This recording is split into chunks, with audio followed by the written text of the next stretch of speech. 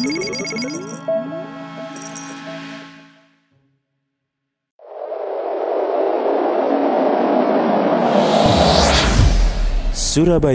Mengaji. Yuk, dukung dakwah Surabaya Mengaji. Salurkan harta terbaik Anda untuk operasional dakwah.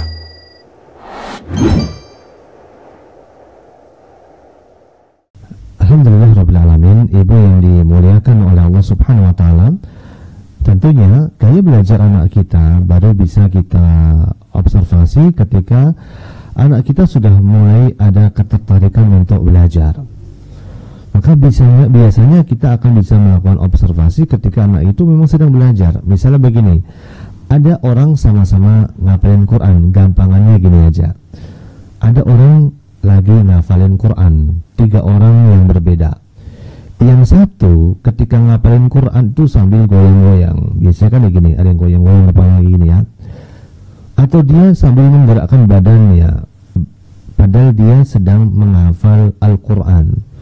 Maka bisa dipastikan anak ini punya gaya belajar kinestetik.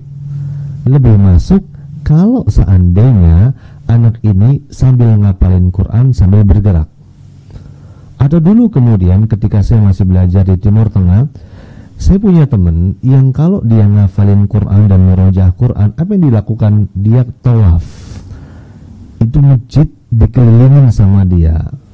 Jadi keliling masjid dari satu pojok ke pojok yang lain kayak orang tawaf, pegang Quran, baca Quran sambil jalan. Ini adalah orang yang punya gaya belajar secara kinestetik, secara gambaran saja, gampangnya saja. Kemudian yang auditori misalnya, biasanya sama-sama baca Quran atau belajar Quran atau ngafalin Quran, ada anak yang ketika dia ngapalin Quran, dia senantiasa membawa MP3-nya, membawa headsetnya, dan dia sebelum ngapalin Quran, dia akan mendengarkan bacaan dari Syekh Fulan atau Ustadz Fulan, setelah itu ditirukan. Berarti anak ini punya kecenderungan gaya belajarnya adalah auditori, mendengarkan. Diomongin sebentar langsung nyantel, diomongin sebentar langsung paham, diomongin sedikit langsung ngerti.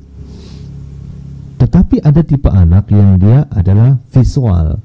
Dia akan lebih bisa menangkap sesuatu yang ada wujudnya. Maka kadang-kadang di sekolah disediakan alat yang disebut sebagai alat peraga. Ya, alat peraga misalnya anatomi tubuh manusia. Maka ketika orang-orang visual, ketika lihat alat peraga, mereka akan lebih mudah untuk menangkap dari materi yang disampaikan oleh gurunya. Nah, ini gambarannya ya. Tadi sama-sama ngapalin Quran, 3 orang yang berbeda, tetapi mereka melakukan satu kecenderungan dari cara belajar yang berbeda. Itu sudah menunjukkan atas gaya belajar yang berbeda pada diri mereka. Ada yang mereka lebih pada kinestetik, ada yang mereka auditori, dan ada di antara mereka yang visual. Dan ini tugas orang tua untuk melakukan observasi. Dan ini adalah tugas orang tua untuk mengamati. Karena ketika anak itu sudah punya kecenderungan untuk belajar, mencintai sesuatu, dan kita lihat anak kita punya kecenderungan pada satu titik tertentu, maka anak kita itu adalah bisa dipastikan punya kecenderungan. Dan kecenderungan ini bukan berarti bahwa kalau begitu anak saya kinestetik, kalau gitu nggak cocok dengan auditori dan visual, nggak juga. Ini kecenderungan ini kadang-kadang bisa mengarah kepada satu titik, auditori saja, bisa juga kepada 2 titik, auditori dan juga visual. Dan itu butuh kepekaan dari orang tua untuk mengamatinya semenjak anak kita sudah ada kecenderungan untuk mengenal sesuatu yang baru yang tidak diketahui oleh anak kita. Dan tentu pembahasan tentang masalah gaya belajar ini kita butuh pertemuan tersendiri ya, karena memang ada cirinya tersendiri, ada parameternya, sehingga kita bisa menganalisa dengan lebih mendetail lagi. Ketika auditori seperti apa parameternya, visual seperti apa parameternya, dan juga untuk kinestetik seperti apa juga parameternya. Wallahu ta'ala alam.